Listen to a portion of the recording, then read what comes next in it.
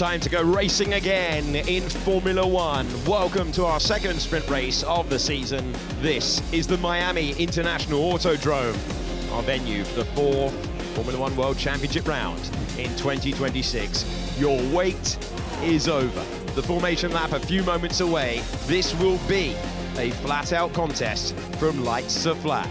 The circuit is 5.4 kilometers, 3.3 miles, and 19 laps will be the total. No mandatory pit stops, but as we saw last year, get a change in the weather, and you are allowed to come in and change tyres. 19 turns, a very, very interesting hairpin at the end of the lap. Fast sweepers at the start. We are 15 miles away from these pictures and the Golden Sands down at South Beach. We are ready to go racing. Let's take you from the back to the front. We're already down one before we've even begun. Arvid Lindblad will start this one from the pit lane. Lance Stroll will find himself in 21st position. Turns the grid slot, then it's Fernando Alonso in 20th, Valtteri Bottas second, Cadillac on the grid for their first ever trip to the USA. Alexander Albon is in 18th, and it's Sergio Perez, whose first run very encouraging in SQ1. Then it's Esteban Ocon in 16th, Liam Lawson P15 in the bright yellow Racing Bulls. And then it's Carlos Sainz in 14th place. Oliver Behrman goes from P13 in the Haas. Nico Hülkenberg is out. His car has expired on the lap to the grid. It means one Audi. It's piloted by Gabriel Bortoleto. Pierre Gasly is in 10th position. Isaac Hadjar in 9th with a gap to his teammate. Franco Colapinto, superb lap for him. He is the lead Alpine on the grid. Lewis Hamilton faded on the soft tyre in SQ3. He is in 7th. George Russell is in 6th position. Max Verstappen looking slightly happier this weekend in P5. Charles Leclerc faded on that medium tyre as well. He's 4th. Oscar Piastri is 3rd for McLaren. And the front row, Kimi Antonelli's there for the second year in a row, this time in 2nd. And Lando Norris becomes the first driver in 2026 to beat Mercedes in a session of consequence. Hello everyone, it is time to go sprinting for the second time this season. I'm Alex Shakes, alongside me in the commentary box, Jolyon Palmer, but first of all, we say a very good afternoon to David Coulthard. Good afternoon. And, well, I'm buzzing. I don't know about you guys, but I'm genuinely enthused off the back of what we saw play out in qualifying. And the fact that we also know, as we see bottom right of screen there, Charles Leclerc, if he'd pulled it all together, then he could have been man sitting on pole position. So there's an element of unpredictability, but wonderfully, it's a lot more competitive than we saw in the first few Grand Prix, which was pretty much which one of the Mercedes is going to be on pole. Suddenly neither, and suddenly George Russell there only in 6th, behind a Red Bull as well. So it has really tightened the pack, hasn't it? We've got upgrades that are working nicely on the McLaren particularly. The Red Bulls come back to the fray. The Ferrari, as you say, DC, with more to offer, and they're confident that they could be a threat in this sprint race as well. So toasty out there as well. Conditions that the cars and probably the drivers haven't experienced so far this year. So it's another voyage into the unknown. I was going to ask you if you were happy that you're in the air-conditioned commentary box. Nice to be back. The track temperature is 53 degrees, the air temperature is 31, but in direct sunlight it is incredibly oppressive. Nico Hülkenberg's expression tells the story. Those still competing today begin their formation lap. He is not part of it. Arvid Lindblad will go from the pit lane. They changed the specification of his bright yellow Racing Bull car. He will be on the medium tyre. Aston Martin, nothing to lose, so they've put those cars on the soft. Out front, though, a genuine battle between different teams and different drivers for the first time in Formula One in 2026. Lando Norris, a former winner around here in the Grand Prix format, in the sprint format. He leads the field away for the first time since he became champion of the world. Antonelli, great form in his rookie season. He's continued that. He's in 2nd. Oscar Piastri in 3rd. And Charles Leclerc, can he find another strong start in the Ferrari? Here is the man to beat today. The man behind him has yet to make a good start this year. It hasn't mattered yet for Mercedes because they've had the car to romp back through, but now you've got a McLaren on pole, you've got another one sitting just 200 slower than Kimi Antonelli yesterday, and we know all about the fast-starting Ferraris. Antonelli's been working hard on this in the last month as well. Mercedes know this is a weakness, particularly on Kimi's side. So let's see if he can manage to find a decent start and keep himself in the mix at the start of this run. Yeah, and it's a relatively short run, isn't it, to that first corner? And pretty tight as well. So I think it's about, what, 170, 180 metres in that run from pole to the first corner. There is the ability, if you get it wrong, to run a bit wide, but it starts putting you off and out of sequence in that next section of corners. So I think there's going to be an element of caution in the run to the first corner. There's always someone, though, isn't there, that'll have a little look on the inside. It's a temporary circuit. Who do you think that someone's going to be? Right, well, you got to look at Antonelli second, surely doesn't need to be that guy. Leclerc, Russell, fourth, sixth. Franco Colapinto in eighth. Had a great day yesterday. Out of position over his normal. So will this be the making of him, or will this be the shaming of him? Well, you've always got that chance, haven't you? On buoyant after a run in Buenos Aires as well. Home turf for him this week. So come back with a great weekend so far. But let's see, it's a short run, as you say, but it is difficult to get the car stopped, and you're straight into that early sequence. For Franco Colapinto, you know a driver is popular when they're building grandstands for a demonstration run. That's what they had for him. Ahead of Colapinto on the grid, Lewis Hamilton in 7th, George Russell P6, Max Verstappen in 5th position, Charles Leclerc P4, and at the very front, Oscar Piastri in 3rd, Kimi Antonelli in 2nd, and Lando Norris is lining up in sprint pole position. At the back of the field, the Aston Martin of Lance Stroll will be the final car in place. Arvid Lindblad will start this one from the pit lane, and there is a gap in 12th position where Nico Hülkenberg was supposed to be before his Audi expired. On board with the championship leader, 19 years of age, Kimi Antonelli, looking to try and get the jump in the launch. It's a short run. It is coverable down there to turn number 1. Stroll makes his way to the line. Final burnout for him. Of course, Norris knows after last year how aggressive you could be to defend as well. It was him versus Max Verstappen then. One retirement, one in the pit lane. The remaining drivers on the grid. Number 20, and we will look to the lights for the second sprint race of the year. Here we go. We're sprinting in 5 lights time.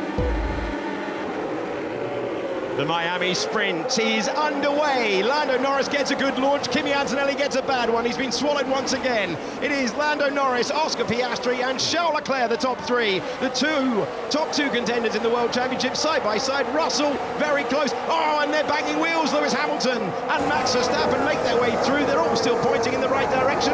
Lando Norris has the lead in a McLaren 1-2. Yeah, and that was 3 abreast at one point. I think it was Colapinto was one side of Verstappen, Hamilton on the other. And there was definitely some contact there, but nothing, no damage, of course. But otherwise, it looks it's been a clean getaway for the others. But another horrible getaway for Antonelli, who's tumbled down, was fighting with Russell into the first corner, which is the last thing he wanted, but he's at least stayed ahead. And here he comes back on Leclerc. Trying to make immediate progress in the braking zone. Huge speeds on this back straight. There's Antonelli with a little bit of a lock-up and no chance to get past the Ferrari. Antonelli down from 2nd to 4th. Yeah, that is not going to script, and he's going to have to work hard, but we know that they've had good race pace and sprint pace earlier in the year. It's actually Pierre Gasly, not Colapinto, who'd managed to get up alongside Max Verstappen. So his experience showing, because 3 into 1 corner usually ends up in someone not coming out, but got to say, mature start for all the drivers. There was definitely a bit of carbon fibre that flicked off in that trio, but they're all still going, and no sign of a puncture yet either. Colapinto wafts behind Gasly.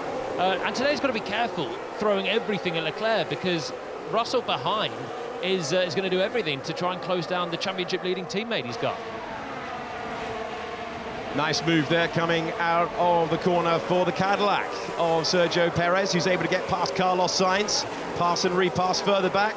Isaac Hadjar lost 3 places. Behrman has gone up 1. Bortoleto has gone up 1. The top 8 score points. Here's the chance for Antonelli. We go on board with him. Enormous momentum before he gets to the fast sweepers in the first sector. That's a bit of energy harvesting from the Ferrari to be vulnerable at that point. They need to do that, because out of this corner is your next big shot. This is where Antonelli had a chance on the first lap on Leclerc, who went defensive.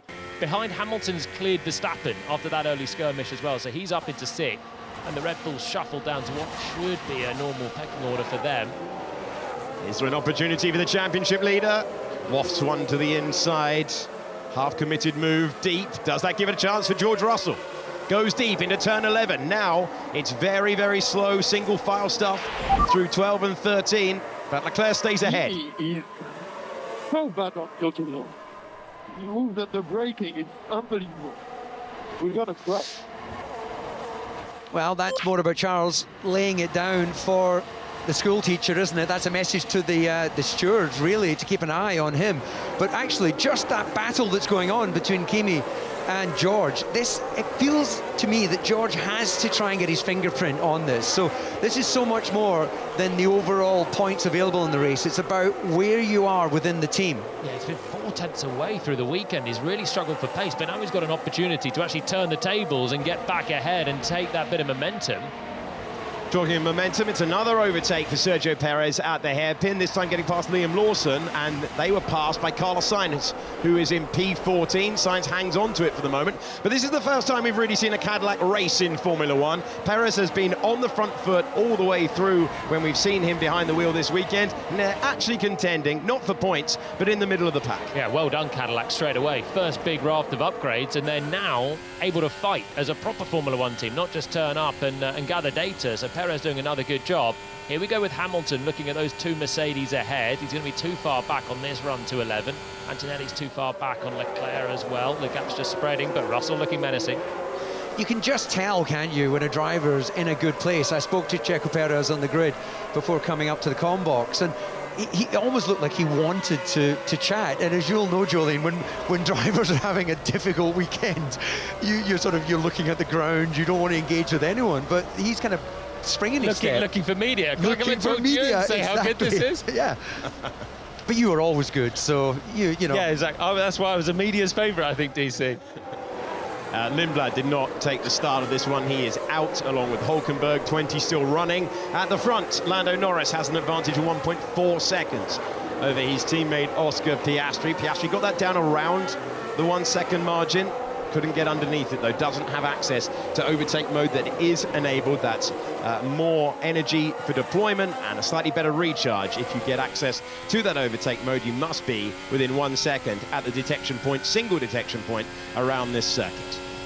Hamilton's close here, so this is the section in the first sector then, where we saw a little bit of harvesting from his teammate earlier on. But in the first laps, your energy depletion is a little bit more random as you start to get a bit excited, press the boost and have a go.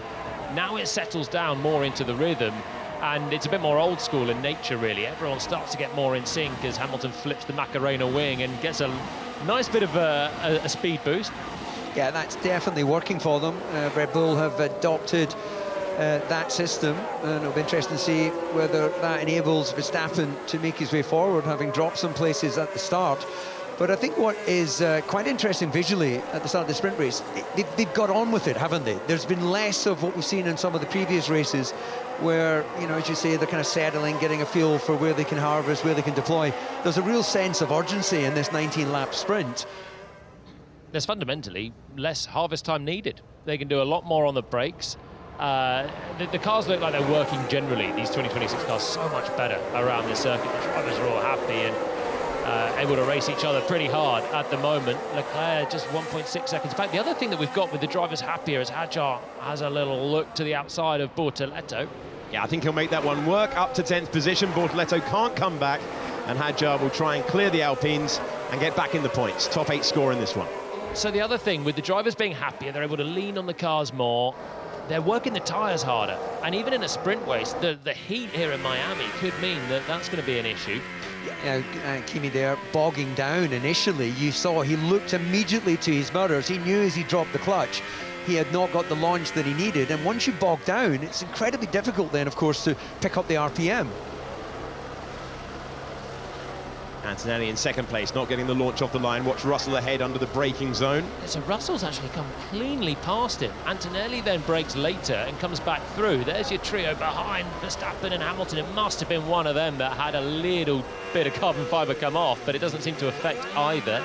Yeah, so we actually, as I saw that overhead shot, it was Colapinto who was in the mix, who's going to appear on the right side of Max Verstappen. That's Lewis Hamilton on the left. Colapinto's going to come and join the party, and then he's going, oh, yeah, I'll leave you two boys to it. And that allowed Pierre Gasly to get around the outside of him. This is on board with Lewis Hamilton. He'll drop the hand from that traditional starting procedure that he has. Traditional grip at that point. Goes the long way round. Up against Max Verstappen, vulnerable at this part of the circuit. There's the minor contact, and Verstappen stays ahead. It's brave from Verstappen, who's taking no prisoners. his usual approach, really, and Yeah. it's the same again whether it's P1 or P5. Yeah, and crucially was alongside at the apex, at the point of wheel banging. Otherwise, you know, the stewards tend to be a bit more relaxed first few corners, but that would be the normal policy once you go racing. Oh, absolutely. Hard but fair.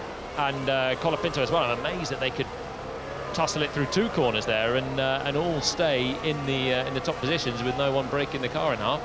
Yeah, Colapinto finding himself in the part of the racetrack that Lando Norris was in at the start of the Grand Prix last year, and if you get any push to that part of the track, your momentum is just checked and you are losing positions. That's what's dropped Colapinto currently out of the points. Hadjar trying to make the impression. Colapinto trying to come back on Pierre Gasly, but he's 2 seconds away from Gasly, who is trying to score points again. He's had great point scoring form at the start of this year. Gasly has scored in all 3 Grand Prix so far.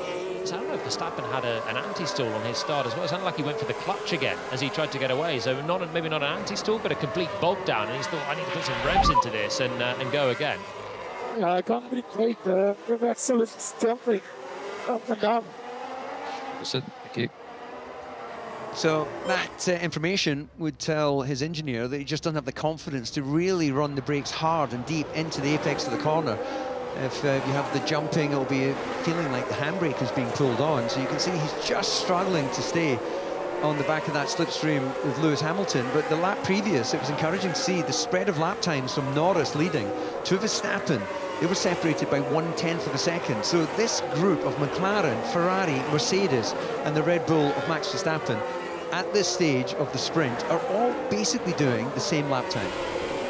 And it's very tight in comparison to what we've seen earlier in the year, where it was Mercedes domination. This is a hugely updated Ferrari, it's a hugely updated McLaren, and they have closed the gap.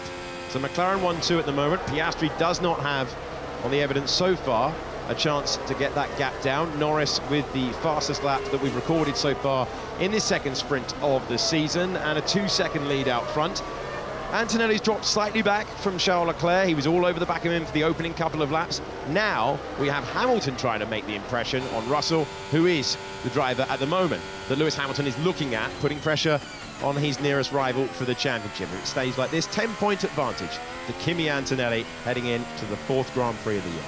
Bit of give and take at the moment between all of these. Antonelli on the back of Leclerc, then he drops back and Russell thinks about it. You can see it, Kimi's sliding a lot, yeah. That's going to be doing his rear tyres no favours. Looks cool. Yeah, look brilliant, but that sort of position, that last little chicane there is an opportunity to try and get as much of a gap before you're into this long back straight. DRS, of course, available. You can see Verstappen coming slightly more mid-track, almost as if he's trying to get some cooling, as here comes George Russell. Russell to the inside of his teammate and championship rival, and he built and he built and he built, and Antonelli will try and come back immediately. The 2 Mercedes going side by side, disputing the positions. Antonelli tries to come back, Russell chops across, and George Russell has the position for the moment. Visor cam for Kimi Antonelli. Nothing he can do for the next couple of corners, though, unless George is going to start harvesting a lot coming out of turn 3 here. It looks to me like Antonelli's running hot on those rear tyres, and he's not able to get any traction down. So the slide into 14 and 15, the car naturally wants to do that as you go over the crest. The problem is you then got to bring it back to the right-hand side, keep cornering, and the exit of 16 is so crucial, and he still didn't get off that corner. So he's starting to cook the rears, maybe following Leclerc for too long, too closely, but can he come back now? Talking of battles, Max Verstappen has a chance up against Lewis Hamilton. Hamilton, who was a lot closer before. Antonelli gets by. Verstappen to the inside of Lewis Hamilton. Tight into turn 11.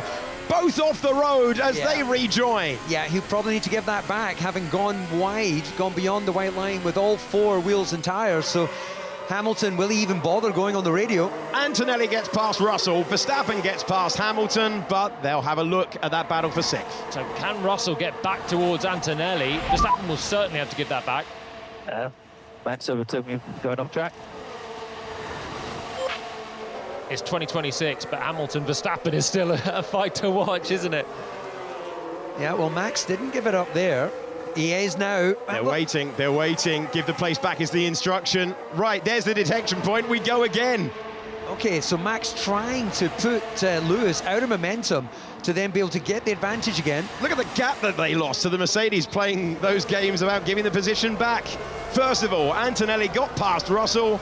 And it was a late breaking move for Max Verstappen up against Hamilton. So it's absolutely fine the way he approaches if he stays on the track on the exit. Getting there to the apex on the inside, it's good, but he just couldn't stop the car enough. And that's why he had to give the place back. And he did so at the point where he wanted to get overtake mode by being within a second of Lewis at that point and then have the advantage the next lap. And I don't know, I think he probably just about did it, but as you said, they lost 2.5 seconds to the Mercedes. Yeah, look, that has allowed, that's taken pressure off Russell. He can now fully focus on trying to find a way through and past Antonelli and make it stick, because he was having to race with one eye in his mirrors prior to that. And the Mercedes themselves have dropped 3 seconds away from Charles Leclerc in third, who's closing on Oscar. So that's another battle that's hotting up, as Leclerc was a little bit more cautious early on. These rear tyres are on a knife edge over 19 laps here. We're halfway through and we're seeing drivers slide already. Kimi looked like he was struggling, has managed to find a new lease of life, getting back ahead of George. But that's the challenge. There's no incentive for anyone to push harder than they have to right now, because you might just run out of rears before the end of this sprint. We've got great battles going on across the field. Once again, late on the brakes, Max Verstappen at the hairpin ahead of Lewis Hamilton. Tries to get on the power as early as possible, fighting the car as it squirms around, but it's Max Verstappen up to 6th place. Verstappen up against Hamilton, Antonelli up against Russell, and it's Norris, Piastri and Leclerc, the top 3 at the moment. I get the sense that neither Verstappen and Hamilton will be loving battling for 6, but to contradict myself, they'll be loving battling each other. And I think that the adjustments to the regulations, I think it's given us something. We knew this racetrack maybe wasn't going to be the ultimate test, but it's certainly given us a more, let's say, traditional racing, which is great to watch. The drivers are still having to do this on the brakes, aren't they? That's what's nice to see. It's not easy drive-by on the straight passes. They're getting closer. You've got that chess game that you can play still with your energy deployment down the long straights. You can see Hamilton's used a lot, and he's very, very low on the battery. He'll recharge a bit as he comes through the brakes and through the low speed here. He's got overtake enabled, which means he can have more energy to use on a lap. None of that's changed with the regs, but just the way that the deployment is, and especially with this circuit, because you're able to recharge more, it means that drivers are getting close, but then they're having to do it on the brakes into these big stops. So this is where Max did it on the last lap on Lewis. Lewis draining all of the energy. You can see that on the graphic, up to 210 miles per hour in the slipstream of the Red Bull ahead. Not close enough. Crucially, he still finds himself within the 1 second margin he needs to get that overtake mode and the beneficial speed that it provides. Further back in the pack, this is Esteban Ocon, and a part of his Haas making a bid for freedom. It's off the racing line, and it'll be interesting to see if the race director feels there's any action required for that, as we see it from the onboard perspective. He hit it, yeah, he did. Yeah, he did. Well, that's very unlucky. From one car to the path of another, despite the fact the pack had all gone through. So unlucky stuff for Haas. It's not affected his lap times at the moment. Behrman in 12th, Ocon in 13th position. 2.8 seconds out front now, the margin for Lando Norris. Charles Leclerc can't get that Ferrari within the 1 second window, and last time around it was a 1:31.8 for Lando Norris. Great pace from the leader. It was a 1:32.2 for both Piastri and Charles Leclerc. Yeah, Norris has been really happy with the upgrades in the McLaren. He's been confident all weekend, and now with the latter part of this sprint, I think he's starting to sense that, yes, things are looking good, and he's able to unleash a bit more of that pace, and getting towards 3 seconds on Oscar.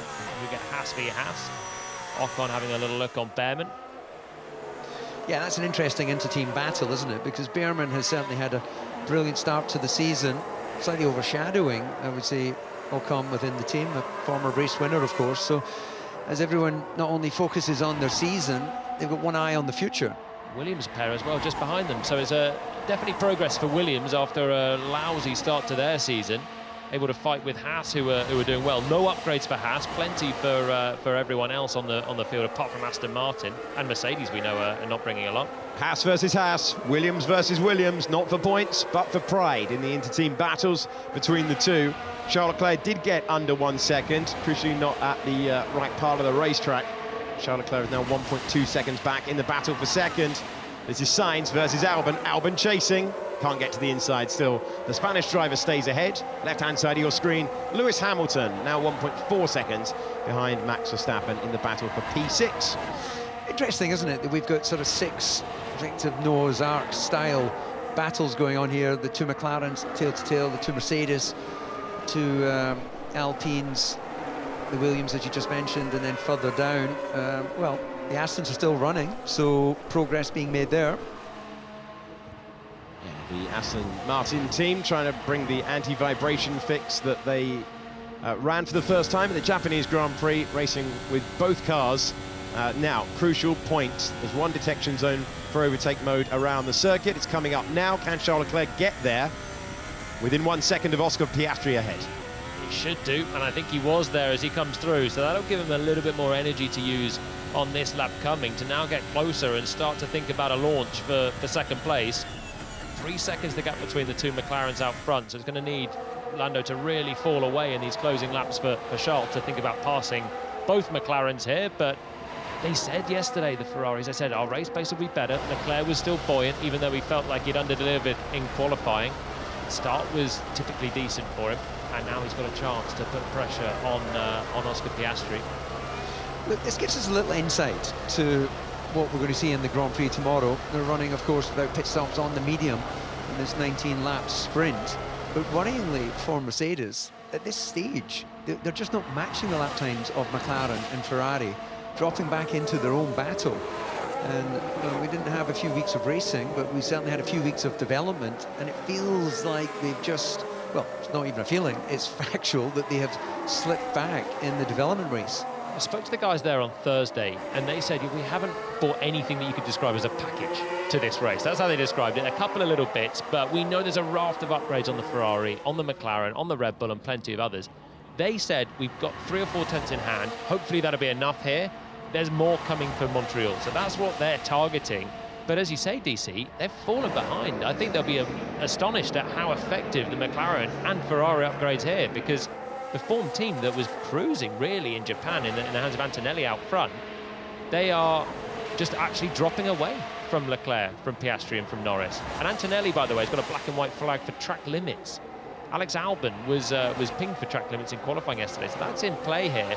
He's got to be careful. That'll be a 5-second penalty if he takes another one. Yeah, Alex Albon, all of his laps in SQ2 deleted and dropped down.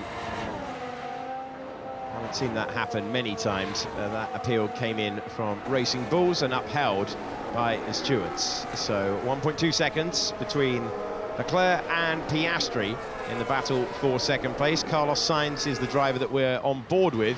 Williams did have a new nose waiting in the pit lane, but neither driver has peeled into the pits. Yeah, this and now stage, Alex Albon exactly has done so at the end of that sentence. Yeah, this must be a test item, yeah, as much as anything. You know, no chance of any points, only going down across the top 8. So yeah, let's give it a go. Let's see what it brings us. Insight for qualifying later today. Yeah, pure qualifying prep. Albon did this at the end of Japan as well. Did consecutive pit stops, just trying different settings, because they not only have a slow car, but they don't have the best handle on how to optimize that car. It's obviously a little bit quicker here, but there's still more to come from Williams. Got drivers that are hungry to be back fighting at the sharp end, and so rather than finish in 15th place, Albon pits and will try and learn something more to get closer to points contention for tomorrow's Grand Prix. This time within a second, Charles Leclerc chasing Oscar Piastri, winner of the Miami Grand Prix 1 year ago. Lando Norris 3 seconds out front as we begin another tour around the Hard Rock Stadium. This Autodrome surrounds. Sainz trying to get past Behrman. Hadjar trying to get past Colapinto. Behrman fighting his teammate Esteban Ocon. And the closest battle of consequence with points on the line is the one that we're showing you full frame. Orange McLaren versus Scarlet Ferrari, second and third. This is the battle that I referred to a few moments ago. On board with Isaac Hadjar, who's really chasing Colapinto now. Not the place that you want to be too close here, because it's high speed, you still need that downforce, the airflow over your car. But then again, you've gone through this long left-hander, 6, 7, 8.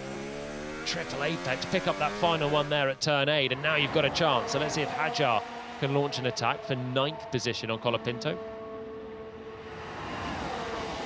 Leclerc's closer as well, picture in picture. Was Piastri a bit wide there at turn 16? You've got the Alpine looking in the mirrors. The Argentinian driver, Franco Colapinto, checking the left mirror, checking the right mirror.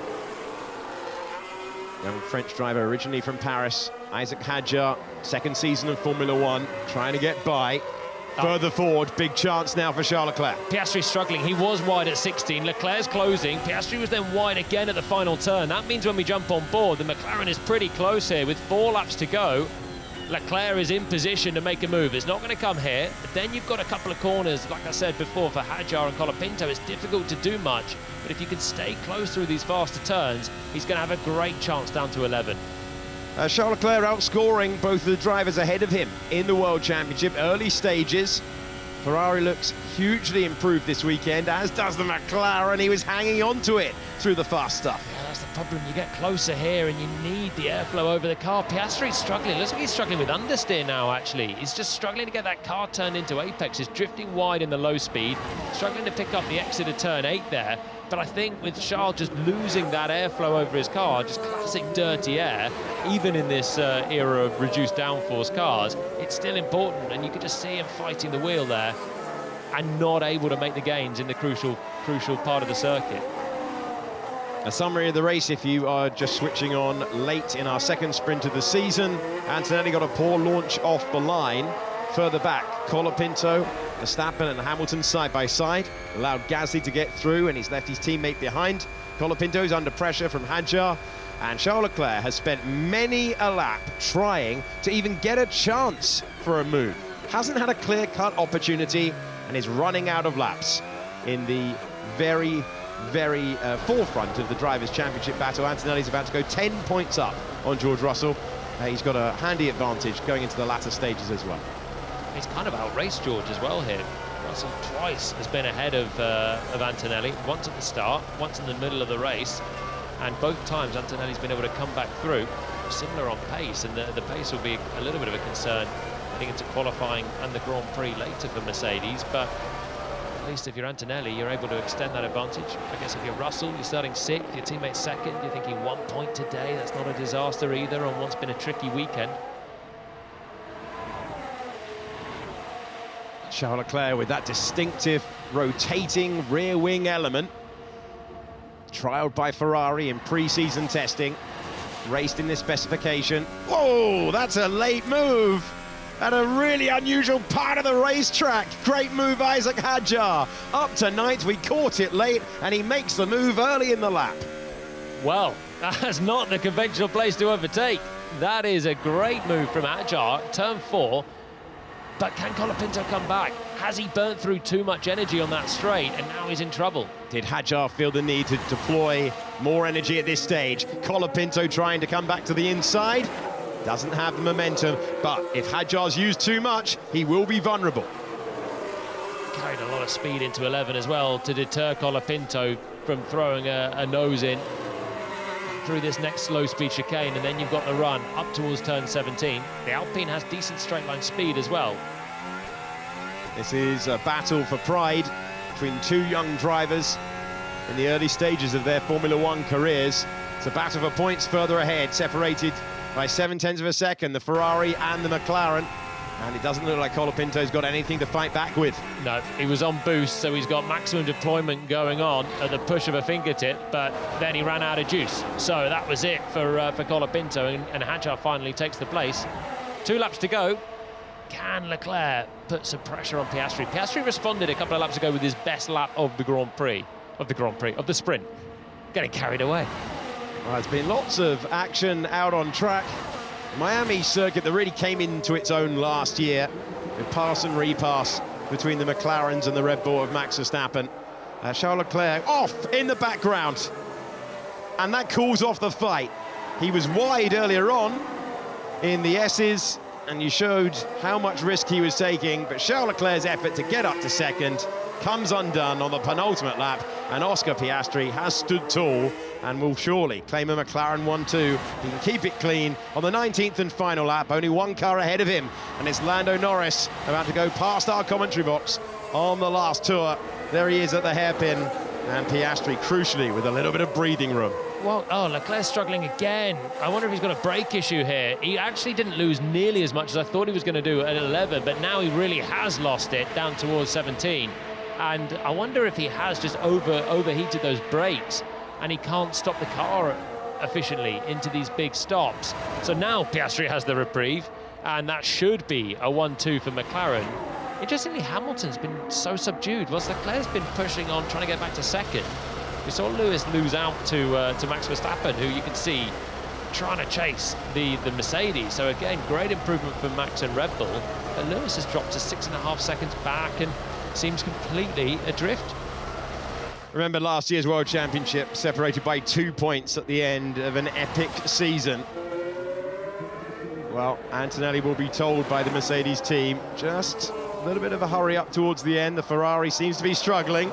Here's a man who's not struggling. He's been enjoying himself out there. The drift through turn 11 tells you that.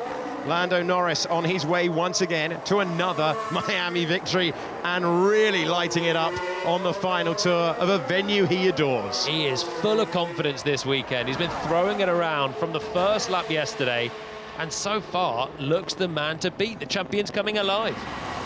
Multiple teams involved, multiple drivers involved. The Mercedes domination for the moment is on pause. Here comes the world champion. Another winning moment in Miami for Lando Norris. The Grand Prix in 24, the sprint in 25, the sprint again in 2026 for Lando Norris, who wins and takes the checkered flag. It's a McLaren 1-2, thanks to Oscar Piastri, and it's a Ferrari in third, with Charles Leclerc. Antonelli with a 10-point lead in the World Championship now, and George Russell chased all the way home by Max Verstappen, who had a much stronger drive than we have seen in the last two events. 0.6 of a second between 5th and 6th, and then the final points will go the way of Lewis Hamilton in 7th. Pierre Gasly completes the point scorers. Hadjar got past Colapinto, and it's Bortoleto in a fairly lonely 11th position. And then the Haas pair chasing each other all the way to the line. Will Ocon be able to do anything by way of defence? The American team about to have a drag race. Who's got the energy? Who's got the power? It's Esteban Ocon who wins the Haas battle. And he comes across the line for P12. 0.3 of a second between him and Oliver, and after 19 racing laps. Sainz in 14th. Alonso and Perez are scrapping all the way to the end. And he's got by on the final tour. Here's the winner again. Good effort, mate. Well done. Yeah, well done. Nice win. Great job. Just do it all over again.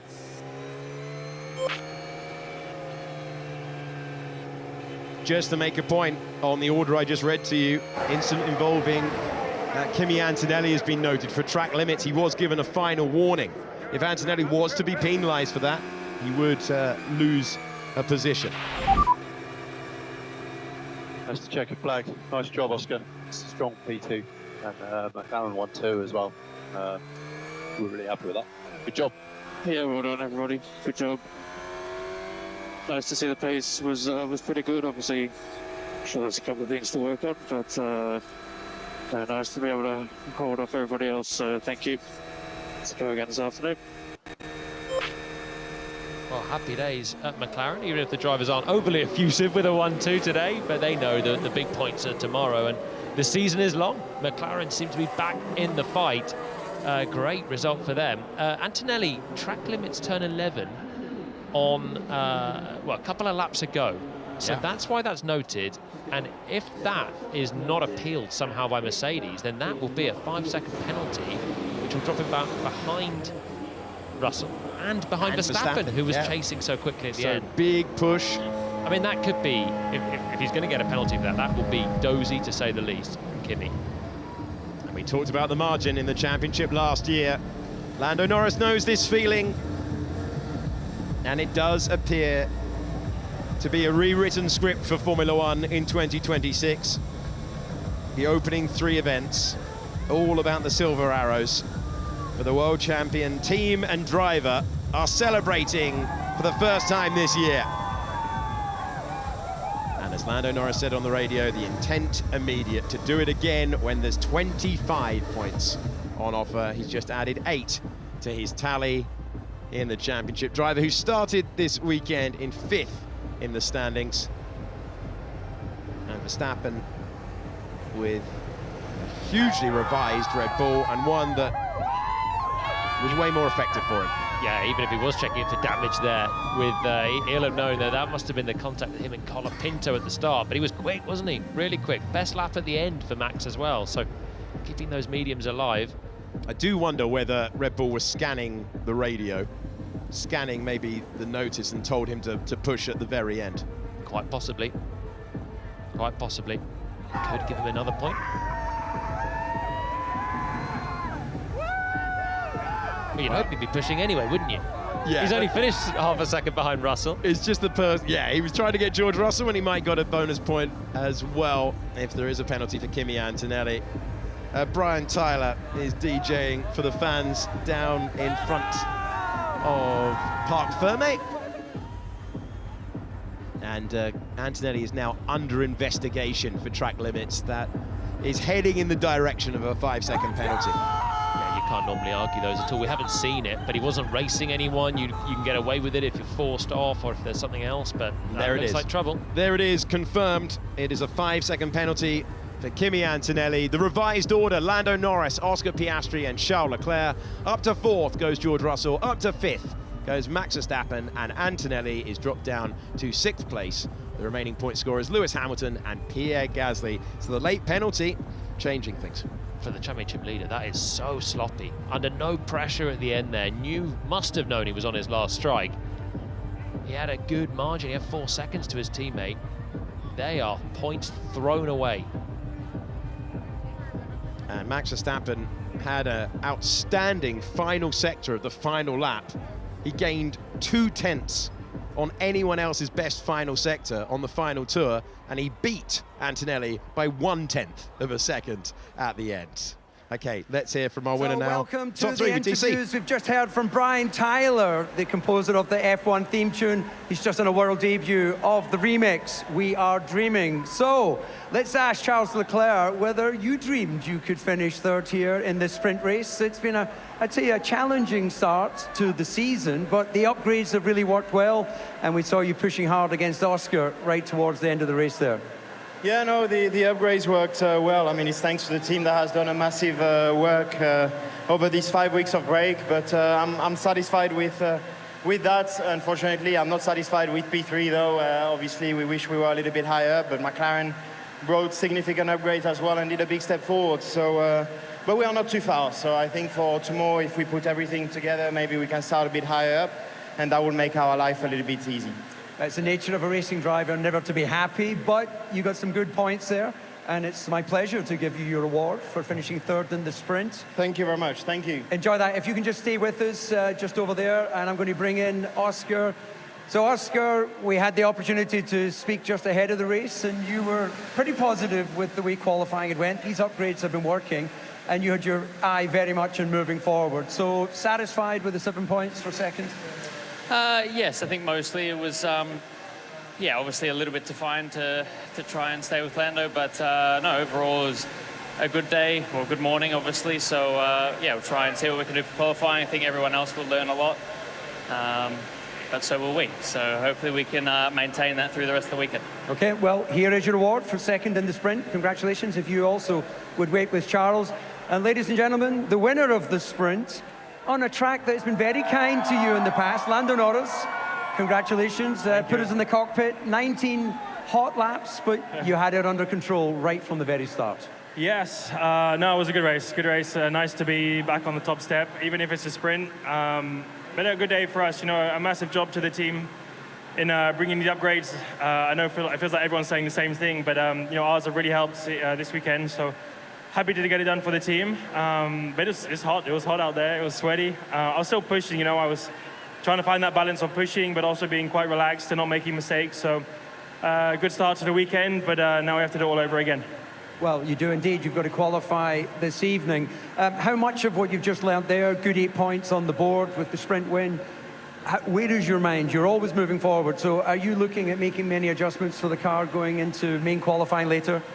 Probably not too many. If it works, if it's not broken, I don't know what that is. But anyway, it's worked so far, you know, so we'll probably change a couple things. There's a couple things I wanted different from yesterday that will adjust, so hopefully we have a little bit more to come, but I'm sure the others will too, so we'll just keep our head down and keep pushing. Okay, well, congratulations. Please stay there because we have a special award that's going to be presented by Reed Wiseman, who was the commander on the recent Artemis II mission to the moon and back. So there you have that award. And if we can bring our second and third place finishers in this sprint. Reed, if you stay there for the picture, please. Ladies and gentlemen, as we stand here after the sprint in memory of Alex Zanardi, who sadly passed in the last 24 hours, we celebrate racing as a community.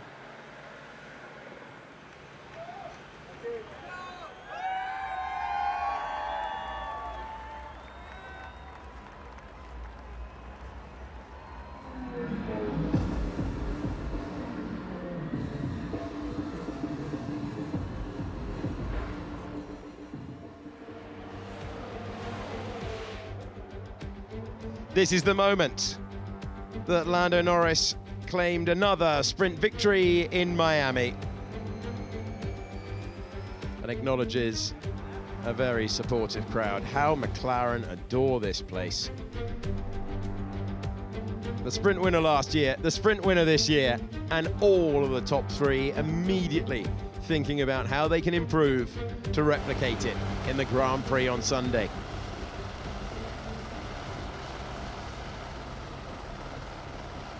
We zoom out to show you this incredible sporting facility, the paddock housed in the middle of the Hard Rock Stadium, and the race won by Lando Norris. Let's get you an official classification after the penalty was applied for Antonelli. First round was Mercedes dominance, so were the next two, but McLaren have stepped forward at round 4. Lando Norris taking the win. Oscar Piastri 3 seconds behind, Charles Leclerc completing the top 3. George Russell and Max Verstappen promoted after a 5-second penalty for Kimi Antonelli. The points completed by Hamilton and Gasly. Good battling between Hadjar and Colapinto, but no points for either due to the sprint format. Gabriel Bortoleto in 11th ahead of Esteban Ocon. Then it's Oliver Behrman ahead of Carlos Sainz. Liam Lawson was in 15th. Alonso got Perez on the last lap.